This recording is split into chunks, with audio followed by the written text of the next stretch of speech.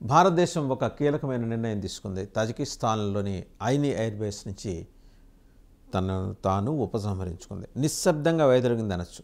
ఈ నిష్క్రమణ దేనికి సంకేతం?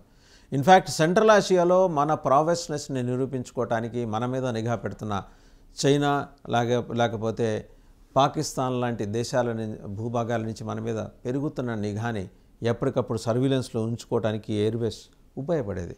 స్థానికంగా దాన్ని ఏమని పిలిచేవాళ్ళు అంటే ఈ ఎయిర్ బేస్ని, ఇది ఇన్ఫ్యాక్ట్ సోవియట్ యూనియన్ ఉన్న సమయంలో నిర్మితమైందనమాట.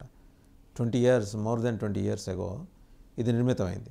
దీని నుంచి ఇవాళ వైదొలుగుతున్నాం తజికిస్తాన్లోంచి అంటే వ్యూహాత్మకంగా ఇది మనల్ని కొంచెం ఒడిదుడుకులకు లోను చేసే చర్య. బట్ ఒక అనివార్యత, ఎందుకంటే చైనా నుంచి రష్యా నుంచి కూడా ఒత్తిడి వచ్చింది. భారతదేశం తజికిస్తాన్లో వాళ్ళ రాజధాని ప్రాంతం అన్నమాట ఇది. అక్కడ గనక పెట్టుకుంటే, ఈ ఎయిర్ బేస్ పెట్టుకుంటే మనకి సంబంధించిన రహస్యాలకు అలాగే మన ఉనికి ప్రశ్నార్థకంగా మారుతుందని భావించాయి. అంటే పర్టికులర్గా సరౌండింగ్ ఏరియాస్, కార్డన్డ్ ఏరియాస్లో రిచ్ మినరల్స్ ఉన్నాయి. అది బయటికి చెప్పలేవు, ఆ రెండు దేశాలు బయటికి చెప్పలేవు. వాటి మీద రష్యాకి కన్నుండొచ్చు, చైనాకి కూడా కన్నుండొచ్చు. తజికిస్తాన్ వాటితో పోలిస్తే ఒక బలహీనమైన దేశం కాబట్టి ఏదో దౌత్యపరమైన ఒత్తిడి తెచ్చో అక్కడి నుంచి ఆ మినరల్ ఎక్స్ప్లోరేషన్ కోసం